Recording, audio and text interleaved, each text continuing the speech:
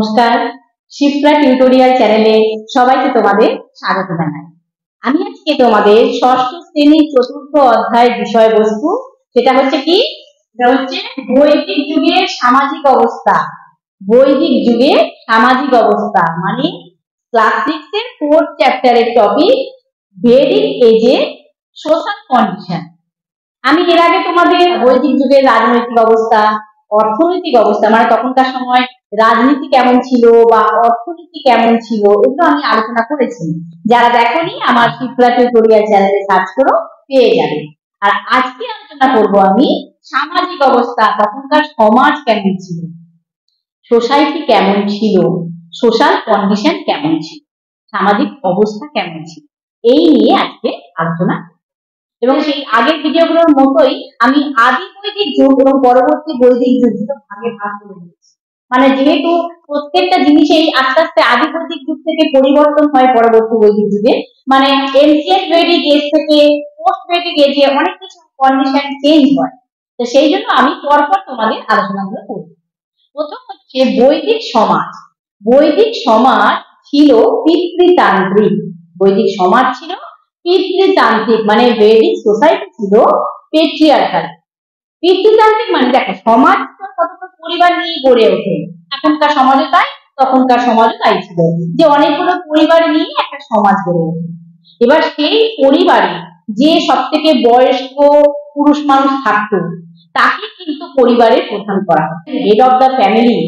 আমাদের সমাজ কিন্তু তাই আছে, মানে আমাদের বাবা বা আমাদের দাদু বা ঠাকুরদা এরাই কিন্তু পরিবারের প্রধান হয়, তারাই কিন্তু হেড অফ দ্য ফ্যামিলি হয়। তারা সব থেকে বয়স্ক হয়, তাদের অভিজ্ঞতা বেশি হয়, তারা এজেড হয়, অভিজ্ঞ হয়, তাই জন্য তাদেরকে পরিবারের প্রধান করা হয়। সেটা কিন্তু বৈদিক সমাজেও ছিল। তাই বৈদিক সমাজকে বলা হচ্ছে পিতৃতান্ত্রিক বা পেট্রিয়ার্কাল। এবারে এই বৈদিক সমাজে কিন্তু মায়েদের ক্ষমতা অতটা ছিল না, মানে মারা ছিল কিন্তু ক্ষমতা বা পাওয়ার মাতৃতান্ত্রিক সমাজ কিন্তু ছিল না। এটা তোমরা যদি হরপ্পা সভ্যতা সবাই তোমরা পড়েছো নিশ্চয়ই, হরপ্পা সমাজে কিন্তু মায়েদের খুব ক্ষমতা ছিল, মায়েদের খুবই পাওয়ার ছিল হরপ্পা সোসাইটিতে। কিন্তু বৈদিক সমাজে কিন্তু পিতৃতান্ত্রিক ছিল, বৈদিক সমাজ পিতৃতান্ত্রিক ছিল। এবার বৈদিক সমাজে মানে আদি বৈদিক সমাজ বর্ণ প্রথা কিন্তু ছিল না। বর্ণ প্রথা মানে আমি পরে সেগুলো আলোচনা করছি, কারণ ঋগ্বেদে 4টে বর্ণের কিন্তু কোনো উল্লেখ নেই। বর্ণ প্রথা মানে কি? কাস্ট সিস্টেম, কাস্ট, সেই কাস্ট যে ব্যাপারটা সেটা কিন্তু আদি বৈদিক সমাজে ছিল না, কারণ ঋগ্বেদে তার কোনো উল্লেখ করা নেই, কোনো বর্ণের উল্লেখ করা নেই, কোনো কাস্টের উল্লেখ করা নেই। তাই সেই যুগে বা সেই সমাজে বর্ণ প্রথা ছিল না। তখন বর্ণ বলতে মনে করা হতো গায়ের রং, যে মানুষের আমাদের গায়ের রং, সেই গায়ের রংকে বোঝানো হতো, মানে কমপ্লেক্সন। কাস্ট মানে হচ্ছে সেখানে কমপ্লেক্সনকে বোঝানো হতো, গায়ের রংকে, গায়ের রং ফর্সা না কালো সেই হিসাবে কিন্তু এই বর্ণ কথাটি ব্যবহার হতো। এই বর্ণ কথাটি ছিল না। কিন্তু তা বলে কি সমাজে ভেদাভেদ ছিল না? ছিল। সেটা কিভাবে ছিল? জীবিকাগত ভাবে, মানে একই পরিবারে অনেকজন সদস্য, যে কজন সদস্য থাকতো তারা যে সবাই একই জীবিকার সঙ্গে থাকতো বা একই পেশায় কাজ করতো তা কিন্তু নয়। জীবিকার মাধ্যমে কিন্তু বিভক্ত ছিল সমাজ। জীবিকা মানে জব, সেটা কিরকম? ঋগ্বেদে পরিবারের কথা উল্লেখ আছে, যেখানে বাড়িতে প্রধান যে বাবা, পরিবারের যে প্রধান, সেই বাবার পেশায় ছিল ডাক্তার বা চিকিৎসক, আর মা সে কি কাজ করতো? সে শস্য পেশাই করতো। তখনকার সমাজে শস্য পেশাই করতো। শস্য পেশাই মানে ফসলটাকে গুঁড়ো করা হয় না মেশিনে, আমি তোমাদের স্টোন এজ পড়ানোর সময় পড়িয়েছিলাম বা পাথরের যুগ পড়ানোর সময় পড়িয়েছিলাম, তো সেই শস্য পেশাই করতো।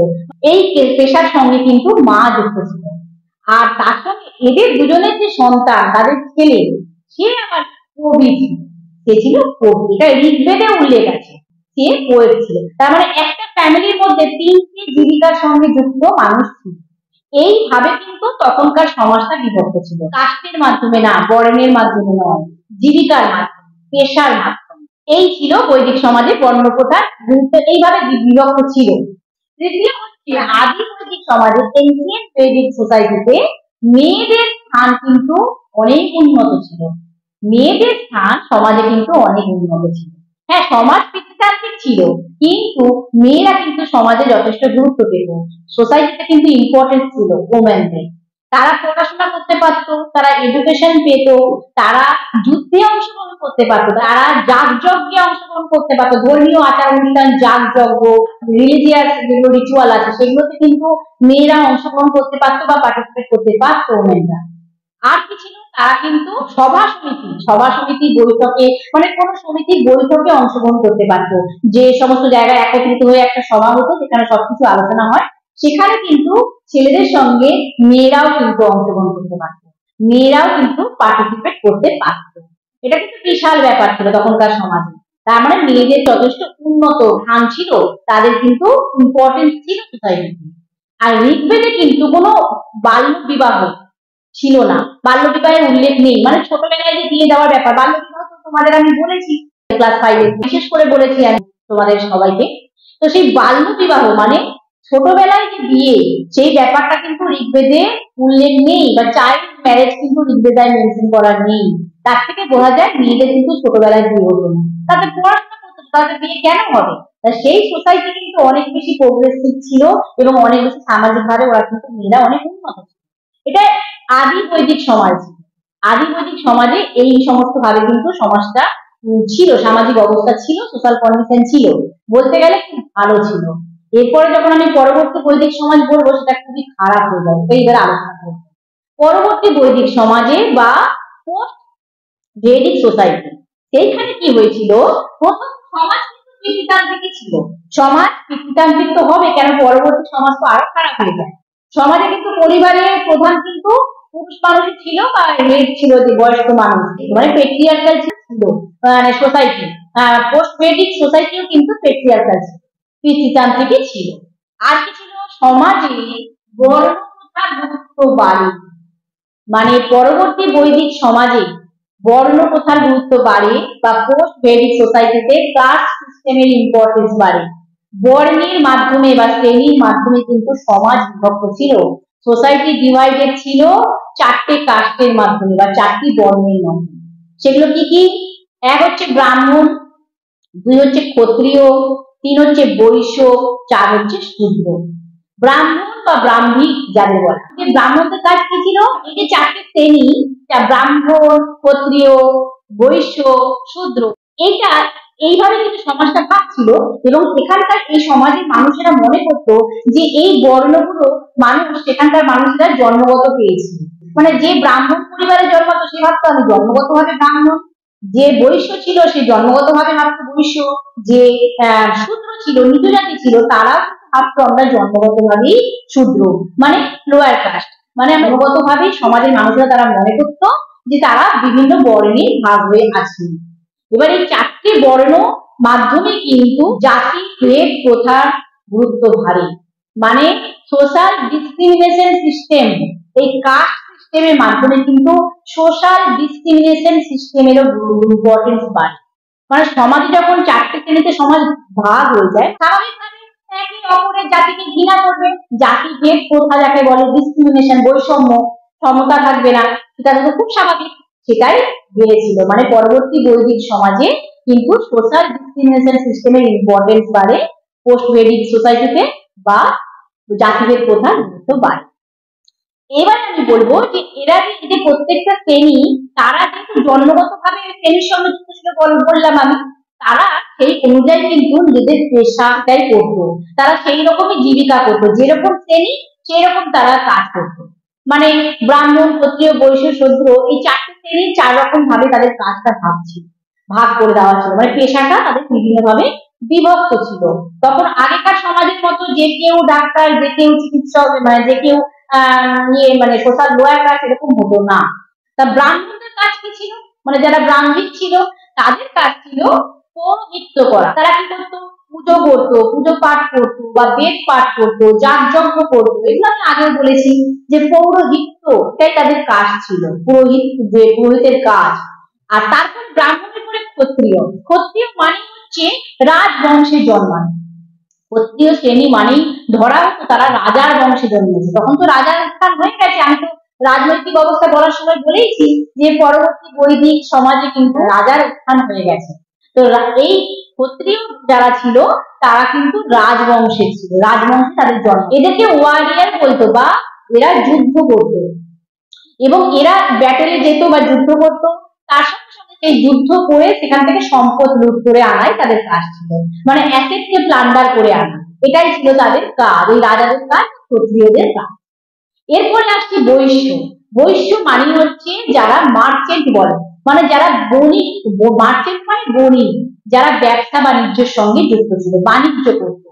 তারা বিভিন্ন বাণিজ্যের সঙ্গে যুক্ত হতে পারে, তারা কারিগরি শিল্প করতো এবং তারপর তোমার ব্যবসা বাণিজ্য করতো। এইসব কাজগুলো তারা মানে বৈশ্য শ্রেণী করতো। মানে বৈশ্য মানে হচ্ছে কি বললাম, মার্চেন্ট বা বণিক। এর এই যে তিনটে শ্রেণী, এই যে তিনটে কাজ, এই তিনটে শ্রেণীরই সেবা করার দায়িত্ব থাকতো শূদ্রদের উপরে। এই তিনটে ব্রাহ্মণ, ক্ষত্রিয় আর বৈশ্য, এই তিনটে শ্রেণীকে সার্ভিস দিত, তিনটে কাস্টকে সার্ভিস করতো বা তাদেরকে সেবা করতো হচ্ছে শূদ্র শ্রেণী, যাদেরকে লোয়ার কাস্ট বলা হয়। তারা হচ্ছে এই কাজটাই তাদের ছিল এবং এরা এই শ্রেণীটা প্রত্যেকে হতো জানো, এটা হচ্ছে রাজারা যে যুদ্ধ করে যে দাসদেরকে নিয়ে আসতো, যুদ্ধবন্দী করে তাদেরকে যে সমস্ত দাস নিয়ে আসতো, তাদেরকে কিন্তু তারাই কিন্তু শূদ্র শ্রেণীর অন্তর্ভুক্ত ছিল। এইভাবে কিন্তু চারটে শ্রেণী বা চারটে কাস্টে কিন্তু পরবর্তী বৈদিক সমাজ বিভক্ত হয়ে গেছিল এবং ধীরে ধীরে কিন্তু এই ব্রাহ্মণদের ক্ষমতা বাড়ে। কারণ পরবর্তী যে বৈদিক সাহিত্যগুলো, পোস্ট বৈদিক লিটারেচার যেগুলো লিখেছে, লেখা হয়েছে আর কি, সেগুলো কিন্তু ব্রাহ্মণরাই লিখেছে, কারণ সংস্কৃত ভাষায় লেখা। তার ফলে তারা নিজেদেরকে সেখানে চেষ্টা করে মনে করেছে যে আমাদের স্থানীয় সবার উপরে, এটা কিন্তু ওরা সাহিত্যতেও লিখে গেছে পরবর্তী বৈদিক সাহিত্য। এবার ব্রাহ্মণ ছাড়া ওই সমাজে কিন্তু ক্ষত্রিয়রাও নিজেরা শক্তিশালী হয়, কেন রাজারাও নিজেদেরকে সেরা মনে করতো, তারা যুদ্ধ করে মানে সম্পদ নিয়ে আসে, তারা ধনী থাকতো, তাই তারা সমাজে কিন্তু তাদেরও ক্ষমতা যথেষ্ট বাড়ে এবং কে বেশি ক্ষমতাবান, ব্রাহ্মণ না ক্ষত্রিয়, সেই নিয়ে কিন্তু সমাজে নিজেদের মধ্যে একটা গোলমাল বাঁধে বা তাদের মধ্যে একটা ফাইটিং হয় সবসময়। এটা পরবর্তী বৈদিক সমাজে হয়েছিল, ব্রাহ্মণ এবং ক্ষত্রিয়র মধ্যে ঝামেলা, কে সবার থেকে বড়। কিন্তু এই পরবর্তী বৈদিক সমাজে বা পোস্ট বৈদিক সোসাইটিতে বৈশ্যদের অবস্থা কিন্তু খুব খারাপ, তাদেরকে কিন্তু সম্মান দেওয়া হয়নি। এটা অনেক শ্রেণীর ক্ষেত্রে খুবই খারাপ দিক ছিল। আর সব থেকে মানে বর্ণ প্রথা বা কাস্ট সিস্টেম, এই কাস্ট সিস্টেম বা বর্ণ প্রথার সব থেকে খারাপ প্রভাব কাদের উপর পড়েছিল জানো? শূদ্র শ্রেণী বা লোয়ার কাস্টের উপর। স্বভাবতই যেটা এখনো তাই আছে, পরিমাণটা কম, অনুপাত কম, তখন বেশি ছিল। তখনকার সমাজে কিন্তু শূদ্রদের অবস্থা খুব খারাপ ছিল। কেন? তাদেরকে কোনো সামাজিক কোনো অনুষ্ঠানে অংশগ্রহণ করতে দেওয়া হতো না, তাদেরকে একটা অস্পৃশ্য জাতি বলা হতো বা নিচু জাতি। তারা সমাজে ধর্মীয় কোনো আচার অনুষ্ঠান, কোনো রিলিজিয়াস প্রোগ্রাম, সেখানে তাদেরকে পার্টিসিপেট করতে দিত না, তাদের অংশগ্রহণ করতে দিত না। তারা কোনো সমাজের সুযোগ সুবিধা বা সোশ্যাল ওয়েলফেয়ার যেটাকে বলে, সেটা কিন্তু তারা পেত না। তাই শূদ্রদের অবস্থা কিন্তু খুব খারাপ হয়েছে তখনকার সমাজে, পরবর্তী বৈদিক সমাজে। এই চারটি শ্রেণীর মধ্যে ব্রাহ্মণ আর ক্ষত্রিয়রা উপরের দিকে উঠে যায়, আর বৈশ্য আর শূদ্ররা অনুপাতে নিচের দিকে চলে আসে। আর বৈশ্যদের থেকেও কিন্তু শূদ্রদের অবস্থা আরো খারাপ। এবার এই সমাজে, পরবর্তী বৈদিক সমাজে একটা শব্দের গুরুত্ব পায়। এই শব্দটা কি? সেটা হচ্ছে গোত্র। এই গোত্র কথাটি আগে ব্যবহার করতো গবাদি পশু যে জায়গায় থাকতো তাকে বলা হতো গোত্র, কিন্তু পরবর্তী বৈদিক সমাজে এই গোত্র কথাটি বলতে বোঝানো হতো একই পূর্বপুরুষের উত্তরাধিকারী, মানে inheritance from a common ancestor. মানে আমার বাবা, আমার ঠাকুরদা, আমার বাবার বাবা, তারা যে গোত্রে ছিল আমিও কিন্তু সে গোত্রে আছি। কতগুলো গোত্রের নাম তোমাদের বলি, যেমন ধরো ঘৃত কৌশিক গোত্র, ভরদ্বাজ গোত্র, কাশ্যপ গোত্র, এগুলো সব গোত্রের নাম। এই যে গোত্র, এই কাশ্যপ গোত্র ধরো, এই কাশ্যপ গোত্রের কোনো মানুষ, তার বাবাও কাশ্যপ গোত্র, তার ঠাকুরদাও কাশ্যপ গোত্র, তার পুরুষেরাও কিন্তু কাশ্যপ গোত্রই থাকে। এইভাবে কিন্তু গোত্রের শব্দের মাধ্যমে পূর্বপুরুষদের চেনা হতো পরিবারে, মানে আর এই গোত্র কথাটি ব্যবহারের মাধ্যমে জাতিভেদ প্রথার গুরুত্ব আরো বাড়ে। আর ব্রাহ্মণরা তো বলেইছি তোমাদেরকে, তখনকার সমাজে ব্রাহ্মণরা নিজেদেরকে স্বভাব থেকে মনে করতো, নিজেদেরকে ঈশ্বর বলে মনে করতো, ভগবান বলে নিজেদের এমন ক্ষমতা দেখাতো। তো এই জন্য গোত্র শব্দটার ব্যবহার কিন্তু সমাজে ক্ষতিই করেছে। আর পরবর্তী বৈদিক সমাজে মেয়েদের অবস্থা কিন্তু খুব খারাপ হয়ে যায়, মেয়েদের অবস্থা কিন্তু ভালো থাকে না। মেয়েরা তো পড়াশোনা করতে পারতোই না, মেয়েদের ছোটবেলায় বিয়ে দেওয়া হতো, বাল্য বিবাহ ছোটবেলায় বিয়ে দেওয়া হতো। তখন সতীদাহ প্রথার উত্থান ঘটে। সতীদাহ প্রথা মানে সতী প্রথা যেটাকে বলে, মানে স্বামী মৃত্যুর পর, ওই ছোট বয়সে স্বামী মৃত্যুর পর তারই জ্বলন্ত চিতাতে মেয়েটাকেও, মানে সেই ছোট্ট মেয়েটিকেও চিতায় আগুনে জোরে পুড়ে মরতে হতো। এই যে সতীদাহ প্রথা, আমি রাজা রামমোহন রায় বলার সময় বলেছিলাম কি মর্মান্তিক, কি নিষ্ঠুর প্রথা। এই সমস্ত প্রথার কিন্তু উত্থান আসতে এই পোস্ট বেডিক সোসাইটিতে মেয়েদের স্থান কিন্তু নিচে চলে যায়, মেয়েদের অবস্থা কিন্তু খুব খারাপ। এবং তখনকার পরিবারে সবাই মেয়ে জন্মালে খুব দুঃখ করতো। এখনো অনেকের পরিবারে, এখনো বর্তমান সমাজেও তাই আছে। বর্তমানে অনেক পরিবার আছে যেখানে মেয়ে জন্মালে দুঃখ প্রকাশ করা হয়, কেন মেয়েদের স্থানটাকে সমাজে কিন্তু অতটা নেই, তাই জন্য পরিবারে বাবা মারা দুঃখ প্রকাশ করে। তখনকার সমাজেও কিন্তু তাই ছিল, মেয়েদের পড়াশোনা করাতো না, মেয়েদের ছোটবেলায় বিয়ে দিয়ে দেওয়া হতো, এবং মেয়েদের কোনো যুদ্ধতে অংশগ্রহণ করতে দেওয়া হতো না, যাগযজ্ঞেও অংশগ্রহণ করতে দেওয়া হতো না।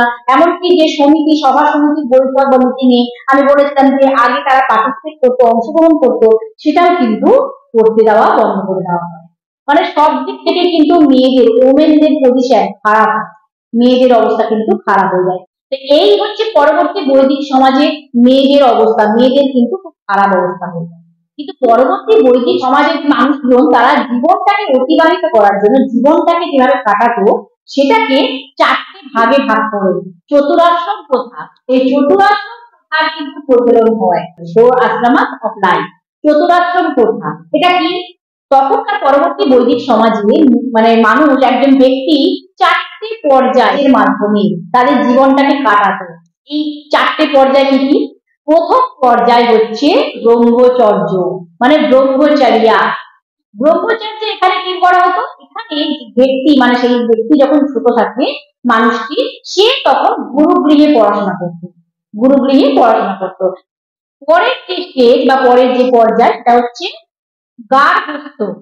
গার্হস্থ্য মানে হচ্ছে ডোমেস্টিক লাইফ, মানে সেই ব্যক্তি তারপর পড়াশোনা করে বড় হতো, একটু বড় হয়ে সে বিয়ে করতো, বিয়ে করে সে সংসার জীবন কাটাতো।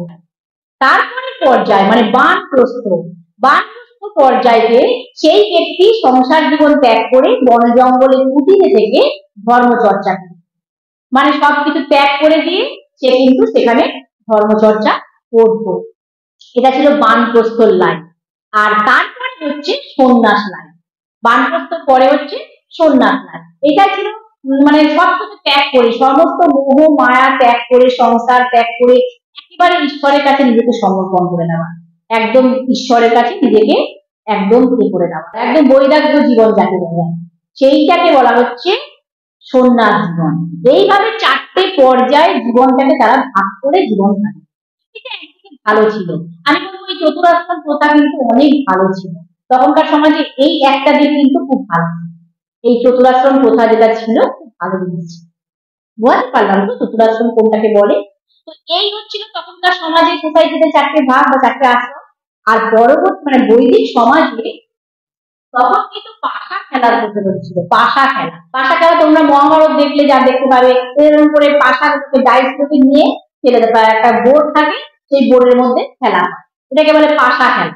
এখনকার যুগে পরবর্তীকালে এখন যেটা হয়েছে লুডো খেলাটাকে তোমরা কিছুটা বলতে পারো, লুডো লুডো খেলা যেটা হয় অনেকেই তোমরা জানো বা অনেকেই খেলে। তো এই হচ্ছে পাশা খেলা। তারপরে আর কি ছিল পরবর্তী মানে বৈদিক সমাজে? গান বাজনার প্রচলন ছিল, গান বাজনার চর্চা ছিল, মানে সাংস্কৃতিক ব্যাপারটা ছিল, কালচারাল ছিল।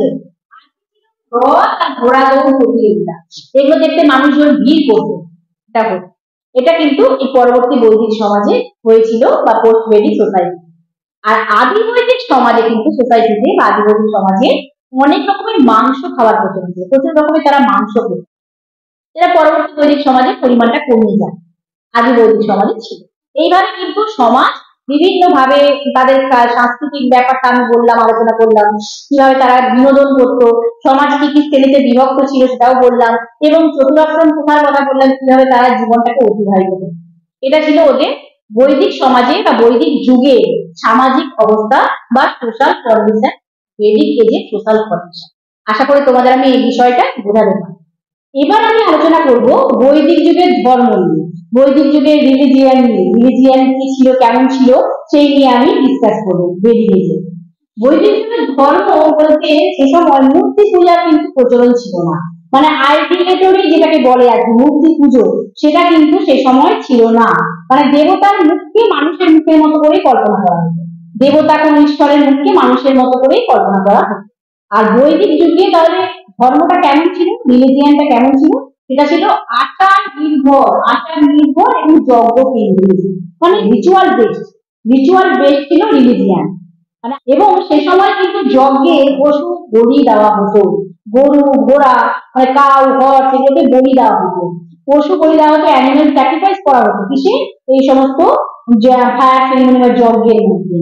আর কি করা হতো, সেটা পরবর্তী বৈদিক সমাজে আবার পরিবর্তন হয়ে কি হয়ে যায়, পশু বলি দেওয়া হতো, তার সঙ্গে সঙ্গে ব্রাহ্মণ শ্রেণীকে জমি দান করা হতো, সোনা দান করা হতো। এগুলো ব্রাহ্মণ যেহেতু সমাজে ক্ষমতা বাড়ে, ব্রাহ্মণদের বললাম দান, তো ব্রাহ্মণদেরকে এই জমি দান করা হতো, পশু তো বলি দেওয়াই হতো, জমি দান করা হতো, সোনা দান করা হতো। এটা পরবর্তী বৈদিক যুগে হয়েছিল। তার আগে বৈদিক যুগে কিন্তু শুধু পশু বলি দেওয়া হতো জন্ম। আর এই সময় দেবতাদের মধ্যে ছিলেন গুরুত্বপূর্ণ ছিলেন যুদ্ধ আর বৃষ্টির দেবতা। যুদ্ধ করার জন্য যুদ্ধে আগে যাওয়ার আগে সেই দেবতাকে স্মরণ করতো, আর বৃষ্টি যদি না হতো তখনও তারা সেই দেবতাকে স্মরণ করতো, তিনি হলেন ইন্দ্র। যেটা আদি বৈদিক যুগে ছিল। আর পরবর্তী বৈদিক যুগে কিন্তু রুদ্র আর বিষ্ণু, রুদ্র মানে কি মহাদেব, দেবাদিদেব শিব ঠাকুর, শিবের গুরুত্ব বাড়ে, রুদ্র এবং বিষ্ণু, বিষ্ণু মানে কি কৃষ্ণ, বিষ্ণু একই তো সব রূপ, এই সমস্ত দেবতার গুরুত্ব কিন্তু পরবর্তী বৈদিক যুগে বাড়ে। এছাড়া কিন্তু অনেক দেবতার নাম আর ছিলেন দেবতারা, সেগুলো আমি আর উল্লেখ করছি না। মূলত ইন্দ্র ছিলেন প্রধান দেবতা, আর পরবর্তী বৈদিক যুগে রুদ্র আর বিষ্ণুর গুরুত্ব বাড়ে, এই দুটি দেবতাকে বেশি পুজো করা হতো। এটাই ছিল বৈদিক সমাজের ধর্ম।